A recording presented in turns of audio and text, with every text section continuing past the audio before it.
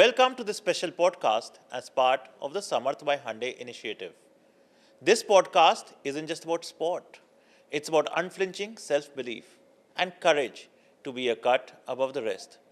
In each episode, we bring to you tales of passion and resilience, of guts and glory, stories of para-athletes who redefined disability by rising like a phoenix, from sprinting on tracks to hitting the bullseye, from smashing on court to swinging on the throwground. These are voices that redefine what it means to compete, to overcome, and to inspire. I'm Nipun Malhotra, social entrepreneur, disability rights activist, co-founder of NIPAN Foundation, and director at Young Leaders for Active Citizenship. And I'll be your host for this conversation. Our guest today is Yogesh Kathunia, a discus thrower whose powerful throws have won several accolades. Yogesh began his journey in para sports in 2016 and cemented his place on the global stage with a silver medal at the Tokyo Paralympics 2020, a silver medal at the Asian Para Games in 2022, and a silver at the World Para Athletics Championship in 2023 as well. Last year too, he won a silver at the Paris Paralympics, coupled with a series of notable accomplishments. In 2021, Yogesh received the prestigious Arjuna Award. Yogesh, इस podcast में आपका स्वागत है. Thank you आपने हमें join किया. Thank you so much. Silver medals तो बड़े होंगे आपके घर पे. सिल्वर ही है अभी तक तो फिलहाल. नहीं, उम्मीद है गोल्ड भी ज़रूर जीतोगे. बट योगेश, आप एक डिसेबिलिटी के साथ पैदा नहीं हुए थे. 9 साल की उम्र पे आपको डिसेबिलिटी हुई. आप अपना जर्नी थोड़ा बताएंगे, आप कहाँ बड़े हुए और ये डिसेबिलिटी ने आपकी लाइफ को कैसे बदला? बेसिकली मैं बॉर्न और बॉटअप बहादुरगढ़ में हुआ था. तो फादर आर्मी से थे, तो 2006 में चंडी मंदिर में पापा का ट्रांसफ़र हुआ था. तो जैसे ही मैं 2006 में 9 साल का था, तब मेरे को गुलियन बार सिंड्रोम हुआ था. एक टाइप का न्यूरोलॉजिकल डिसऑर्डर होता है, एक टाइप का वायरस होता है. तो उससे होल बॉडी इफ़ेक्ट हो गई थी. और मैं काफ़ी टाइम से 3 साल से लगभग 3 साढ़े 3 साल व्हीलचेयर पे था.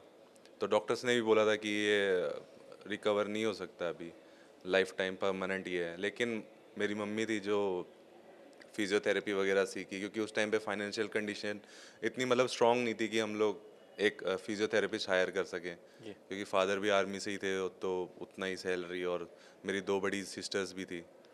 तो फिर वहाँ से धीरे धीरे जर्नी स्टार्ट हुई, और फिर मैं फर्स्ट टाइम 2008 के आसपास 9 के आसपास चलना शुरू करा था अच्छे से. जब इंडिया में कोई युवक होता है, चाहे पैरा स्पोर्ट्स में होए या नॉन पैरा स्पोर्ट्स में भी होए, लोग क्रिकेट सोचते हैं, टेनिस सोचते हैं, हॉकी सोचते हैं, डिस्कस के बारे में कोई नहीं सोचता. आपको डिस्कस खेलने का आइडिया कैसे आया? मैं फर्स्ट टाइम जब गया था नेहरू स्टेडियम में, तो मैंने डिस्कस ही देखी थी करते हुए किसी को, तो मैंने बोला मेरे को यही करना है. तब से वो थोड़ा थोड़ा शुरू हुआ था. एंड पेरेंट्स सपोर्टिव थे डिस्कस की पैरा स्पोर्ट्स में, कि वो भी टिपिकल पेरेंट्स से जो बोलते थे पढ़ाई करो? मम्मी पापा को नहीं पता था. अच्छा. वो तो बोलते थे पढ़ाई में इतना अच्छा है, क्या करेगा करके, इतना वो नहीं है. तो फिर धीरे धीरे जब मैं फर्स्ट टाइम 2018 में मेरा डेब्यू हुआ था इंटरनेशनल ग्रैंड प्री में, जर्मनी में हुआ था, बर्लिन में. तो मैं उधर ही फर्स्ट टाइम पे वर्ल्ड रिकॉर्ड ब्रेक करा था. तब मेरा फर्स्ट टाइम पे मन की बात में नरेंद्र मोदी जी ने नाम लिया था. तो वो फर्स्ट डे प्रिंट आया था और सब कुछ न्यूज़पेपर में आया था, और वो बहुत ज़्यादा वायरल हुआ था उस टाइम पे. तब घर वालों ने बोला तू कर, कोई दिक्कत नहीं है. सही कर रहेगा कि प्रधानमंत्री ने भी एक्नॉलेज कर लिया. हाँ हाँ, फिर कोई दिक्कत नहीं है अभी तक. पर नेहरू स्टेडियम से लेकर इंटरनेशनल लेवल पे खेलने तक का जर्नी आपका क्या था बेसिकली? स्टार्टिंग में तो बहुत लोगों ने बोला था कि नहीं हो पाएगा, ये है वो है. मेरे आसपास के भी काफ़ी सारे लोग बोलते थे कि नहीं यार, मतलब तेरी थोड़ी ज़्यादा डिसेबिलिटी है. तो फिर मैंने इसको डिसेबिलिटी को एबिलिटी में बदला. मैंने बहुत सारे जो वर्कआउट्स है वो एबल्ड बॉडी एथलीट्स के साथ ही करे थे, तो उनके साथ बहुत ज़्यादा हेल्प मिली, और उनके साथ थोड़ा थोड़ा कॉम्पिटिट भी करता रहता है डेली बेस पे हर चीज़ में. तो उससे बहुत ज़्यादा बेनिफिट मिला. तो धीरे धीरे करके मेरी जर्नी स्टार्ट हुई. फिर मैं 2019 में फर्स्ट अपना नहीं 2018 में फ़र्स्ट टाइम एशियन गेम खेलने गया था, और उधर 4th आया था मैं. फिर मैंने सोचा था मैं यार, मतलब अभी थोड़ी सी और मेहनत बाकी है. तो 16 अक्टूबर 2018 को मैं वापस इंडिया आया था, और 17 अक्टूबर 2018 को मैं वापस से सुबह जाके ट्रेनिंग कर रहा था. अच्छा. तो मेरे बाकी जो सारे मेडलिस्ट फ्रेंड्स थे वो बोलते यार अभी तो रेस्ट कर ले. मैं बोला नहीं नहीं, अब तो जब तक मेडल नहीं आएगा वर्कआउट करेंगे. फिर 2019 में वर्ल्ड चैम्पियनशिप में पहला मेडल आया था। टिल तब तक मेरे पास कोई स्पॉन्सर नहीं था, कुछ भी नहीं था। फिर उसके बाद सब कुछ तो स्टार्ट हुआ फंड था। कैसे कर रहे थे अभी फंडिंग इंटरनेशनल? मैं खुद ही करता था, या फैमिली, या फिर मेरे फ्रेंड थे नीरज भैया, उन्होंने मेरे को लोन दिया था। अच्छा, अपनी खुद की फंडिंग से आप यहाँ तक जा रहे थे हाँ, 2019 तक? अब तो ग्रास रूट लेवल पे ही पैसे मिलने शुरू हो जाते हैं, मतलब स्पॉन्सर मिल जाते हैं। पहले उस टाइम पे तो कोई कुछ भी नहीं देता था, आपको पता ही है। रियो रियो पैरालंपिक्स के बाद ही थोड़ा सा क्रेज स्टार्ट हुआ था, और मेन बेसिकली जो पैरा स्पोर्ट्स को उठाया है, जो टोक्यो 2021 के बाद से ज़्यादा हुआ है। आई थिंक अब तो इंडिया में पैरा स्पोर्ट्स का ज़्यादा हाइप होता है ओलंपिक्स में, क्योंकि लोगों को पता होता है यहाँ पे तो इंडिया कुछ मेडल जीत जाएगी ज़्यादा। हाँ हाँ, अब बहुत ज़्यादा हाइप होता है। अब मतलब पहले लोगों को बताना पड़ता था कि हमारे भी गेम्स होते हैं, ये होता है, वो होता है। वो पूछते थे तो उनको पहले तो लगता था कि नहीं नहीं ऐसा ही मतलब होता है। अब बिना बताए वो चीज़ें हो जाती है। बट अगर कोई यंग पर्सन विद डिसेबिलिटी यहाँ इंडिया में होए जो स्पोर्ट्स में घुसना चाहेगा, वो क्या मैसेज दोगे आप उसको? क्या, what is the reason behind people like Yogesh success? मैं तो ये बोलूँगा कंसिस्टेंसी रखो।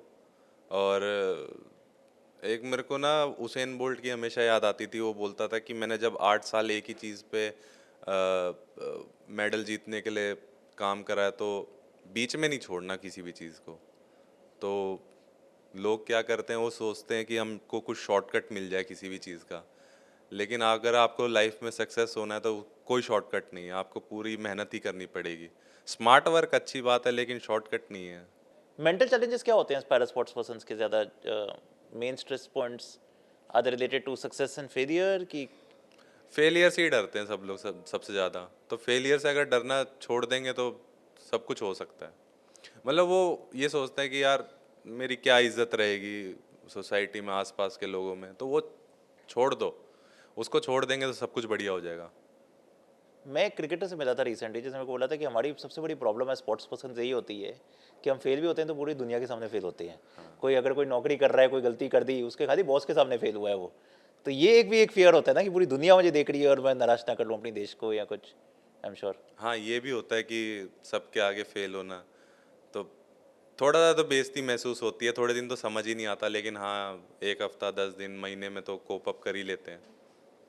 नहीं, आई थिंक बेइज्जती की तो बिल्कुल बात है ही नहीं, क्योंकि सक्सेस फेलियर तो हर चीज़ में होती वो है। खिलाड़ी आप लोगों अपने, की, खिलाड़ियों की विजिबल होती है, प्रॉब्लम वही है। हाँ, खिलाड़ी अपने मन पे ले जाता है, ये दिक्कत है। स्पोर्ट्स में ट्रेनिंग एक बहुत महत्वपूर्ण चीज़ होती है, जैसे हमने इस इंटरव्यू में पहले भी बात की है।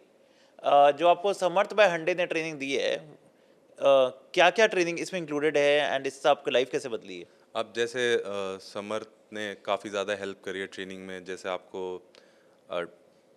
न्यूट्रिशन में सप्लीमेंट्स चाहिए या कुछ भी चीज़ें चाहिए, तो वो लोग प्रोवाइड करवाते हैं। या ट्रेनिंग कोच कोच चाहिए, या स्ट्रेंथ एंड कंडीशनिंग कोच चाहिए। मतलब हर चीज़ का जो पूरी टीम पूरी लगी पड़ी है, उसके लिए फाइनेंशियल सपोर्ट भी बहुत ज़्यादा करते हैं।